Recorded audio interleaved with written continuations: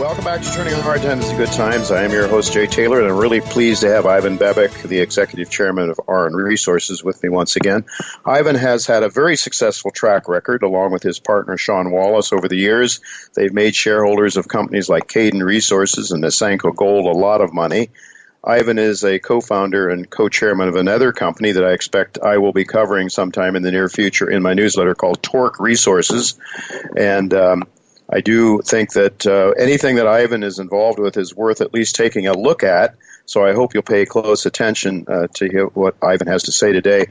The stock trades in New York and in Toronto under the symbol AUG. I count 94.5 million shares at about $1.70 earlier today, and haven't looked at it in the last couple of hours, giving it a market cap of around 161 million in U.S. currency. Thanks for joining me again, Ivan. Oh, thank you for having me here, Jay. Appreciate being back. Yeah, and I guess you're right here in my city, here in New York City today, talking to investors, and I have an idea that may be one of the reasons your shares are a bit stronger today. You're spreading the good news, no doubt. There's a lot on the horizon, so yeah, out here to talk about it for sure. And I'm thinking with gold picking up now, there may be a little more reception. The equity market's looking a little shaky, perhaps in the minds of some anyway. There may be people maybe looking for other places to diversify, and so maybe our time is here, Ivan. Let's hope so. I think it's overdue for sure, but yeah, absolutely agree with you. Yeah. Just this morning, I noticed that you put out some news on your Homestake Ridge project in British Columbia, and in reading it, I gather that this project may actually offer more upside exploration potential than what I was expecting based on earlier comments that you made. What are you and your management team thinking now about Homestake Ridge? All right, so as a group, we liked the asset initially, 1.3 million ounces of gold-silver equivalent, about 7.5 grams in the Golden Triangle. And we thought, can we make this bigger? And we stayed close to home to see if something was missed, and there were some easy ounces to add to it. And no question there's incremental ounces to add, but last summer we took a much more aggressive approach on finding something new. And we started going through databases and did some of our own work.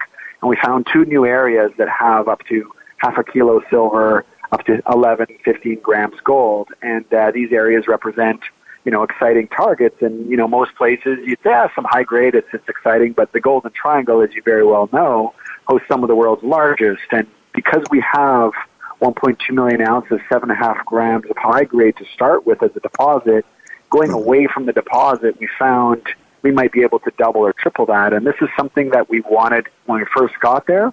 But, it took a couple years before we rethought our process. And, being conservative with our spend last year led us to these 2 great areas that we'll work on this summer to a drill-ready stage for next year. But it's exciting to be in the Golden Triangle with 2 really big shots at finding some really high-quality ounces.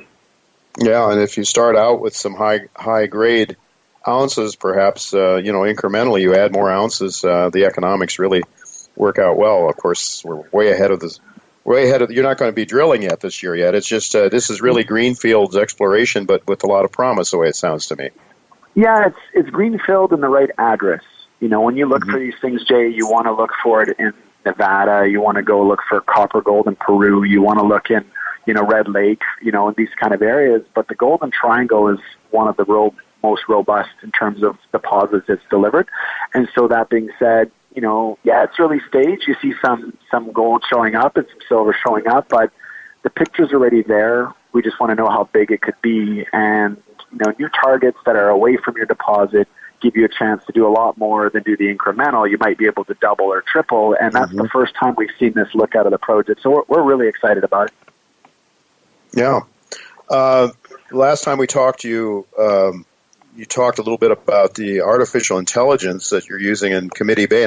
There's a lot of the potential mineralization there is covered by glacial till, and you talked a lot about the use of AI in helping you bring together a huge amount of information to help you pinpoint your drill targets. Can you talk a little bit about that? Is there any chance that you might do some drilling up there this year? Sure. We've got a bit of a rule internally, and it comes down to our share price and the gold price. And if both of them are performing, we're well north of $2 Canadian or gold north of 1,300, we want to give a real serious thought at drilling Committee Bay. So we're considering it right now, and we'll announce our plans next week. The AI, I think you hit the nail on the head. Its ability to process a large amount of data. The only thing I would add is the data was collected by a former global Newmont expert, so the quality of data is incredible. So, 4 years of $54 million worth of work collecting data, putting it into a computer, and doing something the human brain could never do, it most certainly gave us some really robust targets. Because we're making the decision late in the year to go up there, the program wouldn't be a big one, but it would have a shot to deliver two things. One, it would enhance the AI platform dramatically for targeting next year and more drilling. But number two, more importantly, it might give us the first major discovery holes out of that. So if we decide to go ahead, and the announcement should be out sometime next week, it would be a considerable amount of speculation could come back into our share price for Committee Bay being on deck, being mindful of the recent gold move, the ability of raising capital, the ability of having capital, is really what's going to help drive that decision. And for me, if the drill's turning at $13.25 gold, I think that's a really good thing as an investor, in a project like that with such a cutting-edge opportunity like artificial intelligence. Yeah, no doubt. Well, it's one of those things. It's a very, very huge project, isn't it? I mean, the land that you have up there is enormous, and there's a lot of really high-grade gold up there yet. We know that because of some other discoveries. But it's it's there obviously because it's been hard to get to, and you guys are going there with new technology, which is what it takes these days. And the courage to go after an expensive project in a tough market, with the foresight that the market's going to improve considerably. And the one thing we still haven't seen as investors are major high-grade gold discoveries.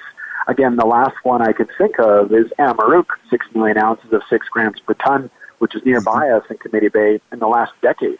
There's been some incremental ounces added to good deposits, but nobody's come out with another Aurelian, another one of these big, or Martina for Redback. No one's found a big one.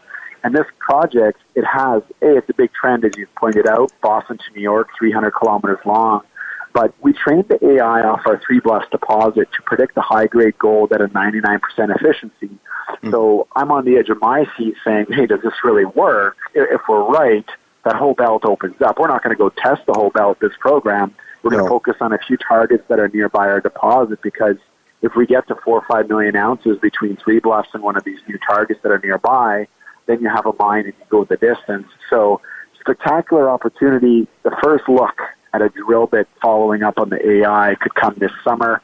We'll announce it next week, and it's a little bit more than your typical, hey, we might drill and find a gold deposit because of the AI component. Mm-hmm. Yeah, so this fall, we might get some news possibly. We'll wait for your... Yeah, I think... You got a press release coming out next week on this, you think? We should have one by the end of next week, revealing our plans, and it should eloquently outlay what we're going to do. And but right now, I think it's a good consideration that we have in front of us with current market conditions. Definitely in favor of it happening. Capital costs would be very minimal. To do a program, what we're thinking of, we're talking $2 million ish, not 5 or 10. So it would have no impact on our share structure. It'd be very minimal at best. All right, good. Well, speaking of large scale, I know that's what you have in mind with your Sombrero gold copper target down in southern Peru. Where does that stand now? The last time we talked, you were talking about the some historical core that was drilled but never sampled because the company was looking for an iron deposit and they ignored all kinds of evidence of copper and maybe some gold. Might we get some news on that? Is that core going to be sampled pretty soon and assays coming from that? Yeah, so for context, our analog is finding another Las Bambas, which would be, hypothetically a $60 billion gross metal valued ore body. Las Bambas sold for $8 billion in 2014. We see all the hallmarks of Las Bambas in some neighboring mines in the area. So the core that we've got, as you've mentioned, and a steel company drilled it, and they had a postage stamp claim, so they didn't have enough, even if they did go after the copper, to pursue it. We put it in the lab about a month or 3 weeks ago, and our first holes are due back at the end of this week, going into next week, and then another batch of holes probably about 10 days later.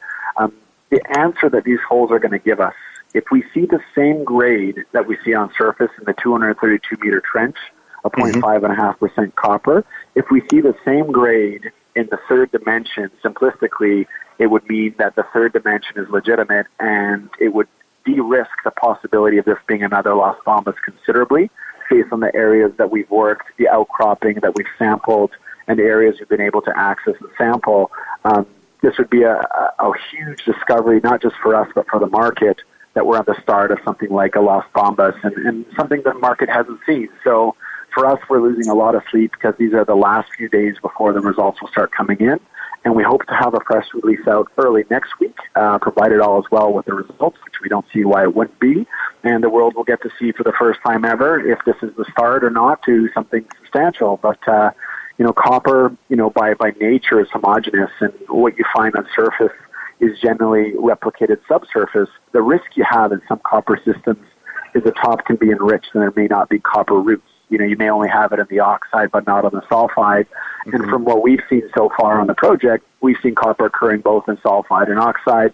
And these drill results will give us a huge amount of data for it while we wait for our drill permits and other areas that we're going to be sampling on surface to double the current footprint that we have that we're planning to drill between now and when drills are actually permits are received. Could you refresh my memory in terms of the grades? You did channel sampling there. What sort of grades did you get on surface? So we got 0.5%, and if you look at our brochure on our website, we have high-tension hydroelectric power lines on our property with paved roads to the project and 2 nearby towns and access to water. And so in the copper world, just so everyone's aware, 0.5 or better is considered really good grade in the copper world. So anything above 0.5, and we're going to be really, really excited for the grades. And then the widths we're going to hope to see is, some holes are quite shallow. They're only 50 meters deep, but we're going to hope to see anywhere from 50 to 100 meters. If we can see that subsurface in some of these holes, we would be ecstatic because it would give us enough of a look and confidence that we're onto one of these big systems. So it's a pivotal time for the company. It will change the value and the rating of us considerably if the goods are there. And if they come back mediocre or not so great or sub 0.5% copper, then it doesn't mean the project's over. It just means you have to go find the high grade. And the last thing I'll put into context is these holes were never drilled targeting copper. They were drilled targeting iron skarn. Right. And so that being said, they're nearby our trenching on surface. So they're kind of, they're not the way we would have ever drilled them, but they're close enough to hopefully give us a bit of a look into this project. But, I'd suggest everyone listening on this call look forward for news out of us in the next, 3 or 4 business days or early next week, because, there's going to be a big reveal and we'll see what happens. As we're waiting to see, the market will get to see it, and hopefully we're on to a world-class copper gold discovery in Peru. Are you getting a sniff of gold too here? Ivan, you've been talking about copper. Yeah, definitely gold. The project has up to 193 grams gold sampled in it on surface, right? And so the gold budget's really big. And what I mean by that is the system can produce a lot of gold. Right now, copper is, the lead metal that we're seeing in the areas that we're trenching. I believe we had a 0.15 gold grade that went with the copper grade on the 232-meter trench. So there's a proponent of both. Las Bambas and some of those major mines nearby, they have molybdenum that goes with the copper. And between you and I, as a precious metal investor myself, I'd much rather have gold to go with my copper than molybdenum. No offense to the metal, but it's obviously worth a lot more. And so, it's early days to know what's going to shape out of the system, how much copper, how much gold. There is epithermal systems here as well as skarn, and there are massive porphyritic dikes that we're seeing as well. So you're going to get a lot of really good things out of this project. But for now, I think look forward to a copper gold result out of these. That's what we're anticipating or speculating on. All right. With just a minute left, Ivan, what are you most excited about? With all you have going on, in summing up here, what really gets you excited? Drill results pending, Jay, for a massive discovery. This will be the biggest that I could be part of my career if we're right. That's number one. Number two is if we get a chance to drill the AI at Committee Bay. And number three is the fact that our other gold project, Homestake's coming back to life with some big exploration looks. That's the order of what I'm excited about, and the next few months should be really, really exciting for us in a steady news flow. Well, I'll certainly be watching my inbox for news, that's for sure. Ivan, thank you so much for being with us again. We look forward to keeping in touch with your programs. All the best. Thank you very much. All the best. Thank you.